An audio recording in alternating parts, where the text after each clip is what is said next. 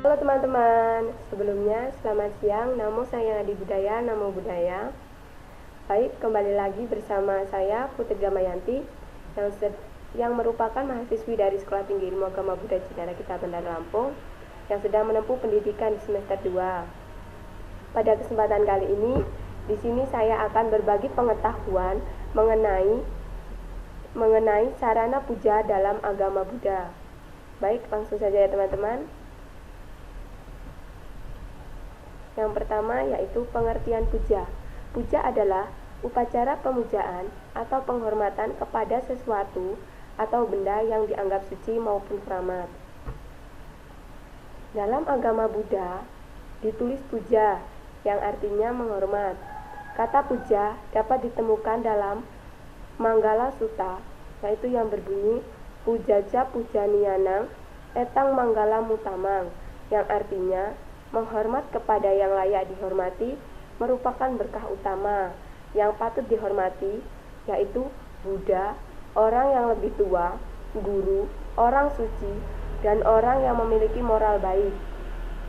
Puja sebagai penghormatan memungkinkan untuk dilakukan dengan berbagai cara, yaitu dapat berupa persembahan dengan materi, seperti dengan persembahan makanan, buah-buahan, dupa, bunga, dan lain-lain. Adapun dengan perilaku seperti sopan santun, ramah tamah, dan rendah hati. Penghormatan yang diajarkan atau yang diperkenalkan oleh Buddha adalah penghormatan yang wajar serta didasari oleh pengertian yang benar dan ditunjukkan kepada sesuatu yang memang layak untuk dihormati. Dalam puja ini terdapat dua jenis, yaitu yang pertama Amisa puja. Amisa puja ialah menghormat dengan materi atau benda, misalkan dengan memuja dengan mempersembahkan dupa, lilin, air, dan buah-buahan. Amisa puja dilaksanakan bermula dari kebiasaan Biku Ananda yang setiap hari mengatur tempat tidur, membersihkan tempat tinggal, membakar dupa, menata bunga, mengatur penggiliran umat untuk menemui dan menyampaikan dana makanan kepada biku. Yang kedua yaitu Pati-pati puja. Pati-pati puja ialah menghormat dengan melaksanakan ajaran dengan mempraktikkan sila, samadhi, dan panya. Kebaktian merupakan salah satu praktek pati-pati puja. Pati-pati puja merupakan cara menghormat yang paling tinggi kepada Buddha. Dengan melaksanakan ajaran Buddha, berarti telah menghormati Buddha seperti kisah Biku Atadatta yang berusaha keras mencapai arahat sebelum Buddha parinibbana.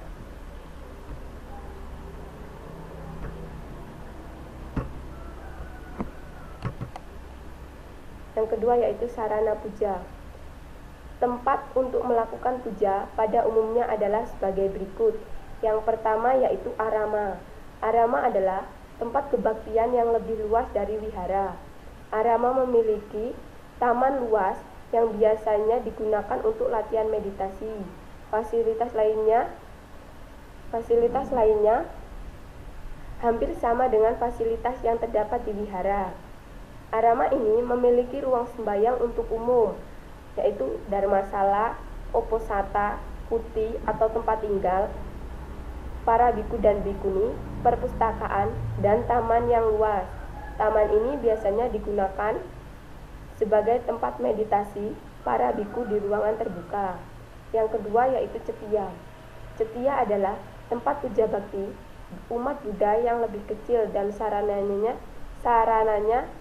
lebih sederhana dibandingkan dengan wihara. Cetiya ini hanya memiliki ruang sembahyang untuk umum, tidak memiliki ruang dharmasala, oposata, maupun kuti. Yang ketiga yaitu candi. Candi adalah bangunan suci agama Buddha yang merupakan perbesaran dari stupa.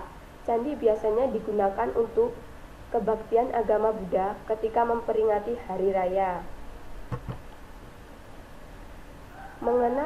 Mengenai ruang tempat puja agama Buddha, terdapat meja sembahyang. yang disebut dengan altar, yang fungsinya yaitu untuk meletakkan alat sembahyang dan persembahan. Alat sembahyang tersebut seperti lonceng, genta, bunga, rupang Buddha, air, lilin, dan sebagainya. Benda persembahan di altar bukanlah dipersembahkan kepada Buddha, karena Buddha bukanlah dewa yang dapat menikmati persembahan tersebut. Yang ketiga yaitu benda persembahan di altar. Yang pertama yaitu Buddha Rupang. Buddha Rupang memiliki simbol dari ketenangan batin seseorang. Buddha Rupang bukanlah berhala yang harus disembah oleh umat Buddha, namun Buddha Rupang adalah simbol dari ketenangan batin. Yang kedua yaitu bunga. Bunga adalah simbol dari ketidakkekalan. Bunga segar yang telah diletakkan di altar setelah berganti waktu dan hari akan menjadi layu. Begitu pula dengan badan jasmani kita. Sewaktu-waktu pasti akan menjadi tua, sakit, lapuk, dan akhirnya meninggal. Bunga juga melambangkan keindahan yang tidak tertahan lama atau yang akan mengalami kelapukan. Oleh karena itu, kecantikan, kedudukan, kepandaian, keahlian, kekayaan, martabat, dan lain-lainnya adalah tidak bertahan selamanya, akan mengalami perubahan pada saatnya. Bunga yang dipersembahkan ke atas altar Buddha adalah sebagai alarm kehidupan bagi kita, di mana suatu saat apa yang kita miliki dan kita harapkan tidaklah dapat kita lekati sepanjang masa. Semuanya akan berpisah. Demikianlah kita harus menghindari keangkuhan, kesombongan, iri dan dengki, dan tinggi hati. Jika kita ingin mempersembahkan bunga di atas altar, sebaiknya kita merenungkan kalimat seperti berikut ini, yaitu yang berbunyi, kami persembahkan bunga ini di atas altar Buddha yang melambangkan keindahan atau ketidakkekalan yang tidak dapat bertahan lama dan suatu saat akan mengalami kelapukan. Semoga demikianlah hendaknya kami dapat memanfaatkan kehidupan ini dengan penuh perhatian, sehingga menghindari diri kami dari keangkuhan, kesombongan, dan tinggi hati. Yang ketiga yaitu lilin.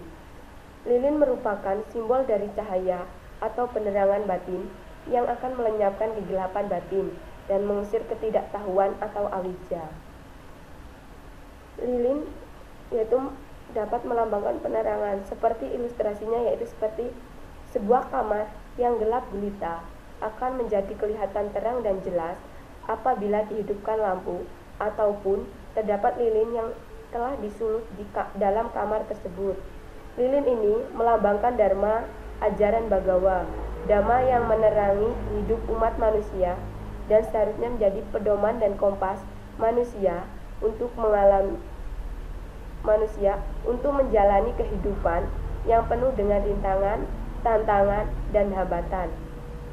Orang yang tidak memiliki dharma bagaikan orang buta, sehingga orang tersebut harus memiliki dharma. Dharma yang dimiliki belum mantap bagaikan orang buta yang selalu membawa tongkat sebagai petunjuk jalan. Dan pada saat kita mempersembahkan lilin di atas altar, sebaiknya kita mengucapkan kalimat seperti berikut ini, yaitu yang berbunyi, kami persembahkan lilin ini di atas altar Buddha yang melambangkan penerangan. Semoga demikianlah hendaknya dharma, ajaran Buddha akan menjadi penuntun dan pedoman hidup kami, sehingga akan membawa kebahagiaan dalam hidup kami untuk terlahir di alam surga hingga tercapainya nibbana. Yang keempat yaitu air. Air memiliki simbol dari kerendahan hati. Dikatakan demikian karena air selalu mencari tempat yang lebih rendah dimanapun ia mengalir. Sifat air ini adalah yaitu dapat membersihkan noda, menjadi sumber kehidupan makhluk, dan selalu mencari tempat yang lebih rendah. Meskipun kelihatannya lemah, tetapi dalam keadaan tertentu dapat bangkit menjadi tempat yang dahsyat, seperti misalnya yaitu banjir, tsunami, dan lain-lain. Dengan melihat air yang dipersembahkan di atas altar Buddha, maka menimbulkan pemahaman bagi kita bahwa Dharma dapat berguna untuk membersihkan kekotoran batin, baik yang kasar yaitu loba, dosa, dan moha, dan yang halus yaitu kamasawa, baswasawa, ditasawa, awijawasa. Orang-orang yang melakukan kesalahan dan pelanggaran dharma dapat diketahui oleh orang yang dimengerti. Orang yang mengerti dharma dapat menempatkan diri dimanapun mereka berada, dan orang yang mengerti dharma adalah orang yang rendah hati, tiada angkuh, dan tidak sombong. Pada saat kita akan mempersembahkan air di atas altar, sebaiknya kita mengucapkan kalimat seperti berikut, yaitu yang berbunyi, kami persembahkan air yang melambangkan kerendahan hati atau kesucian, kesetiaan, dan kejujuran ini di atas altar Sang Buddha. Semoga demikian kami dalam menjalani hidup ini dengan meningkatkan kesucian batin, kesetiaan, dan kejujuran kami. Yang kelima yaitu dupa. Dupa memiliki simbol dari keharuman, nama baik seseorang. Bau wangi dupa yang dibawa angin akan tercium di tempat yang jauh, namun tidak dapat tercium di tempat yang berlawanan dengan arah angin. Begitu juga dengan perbuatan manusia. Yang baik akan diketahui oleh banyak orang, tetapi perbuatan tidak baik dimanapun berada juga akan diketahui oleh orang banyak. Apabila dupa disulut, maka harumnya akan menyebar kemana-mana. Demikianlah hanya dengan dharma ajaran mulia Bhagawa. Apabila kita melaksanakannya di dalam kehidupan sehari-hari, maka pelaksanaan dharma akan selalu harum namanya, penuh dengan pujian dan penghargaan yang diberikan orang atau pihak lain.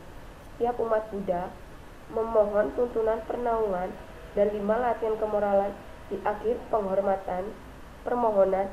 Bikus telah mengatakan bahwa dengan melaksanakan sila, seseorang akan terlahir di alam surga, memperoleh kesejahteraan dunia dan dharma, serta mencapai nibbana. Pelaksanaan dharma akan selalu dilindungi. Dan pada saat kita mempersembahkan dupa di atas altar, di depan altar Sang Buddha, sebaiknya kita mengucapkan kalimat seperti ini, yaitu yang berbunyi, kami persembahkan dupa ini di atas altar Buddha yang melambangkan harumnya pelaksanaan sila. Semoga demikianlah hendaknya sila yang kami praktekkan dalam kehidupan sehari-hari akan membawa nama baik bagi dharma ajaran Buddha. Yang keempat yaitu manfaat puja. Manfaat puja yaitu yang pertama untuk menghormati dan merenungkan sifat-sifat luhur Triratna, yaitu Buddha, Dharma, dan Sangha. Yang kedua yaitu meningkatkan keyakinan atau sada dengan tekad aditana terhadap Triratna. Yang ketiga yaitu mengembangkan 4 sifat luhur atau Brahma Vihara, yaitu metta, cinta kasih, karuna belas kasih, mudita simpati, dan upeka batin seimbang.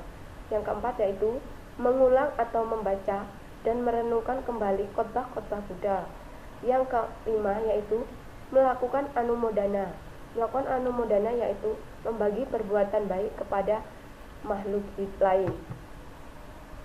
Sekianlah penjabaran tentang sarana puja dalam agama Buddha.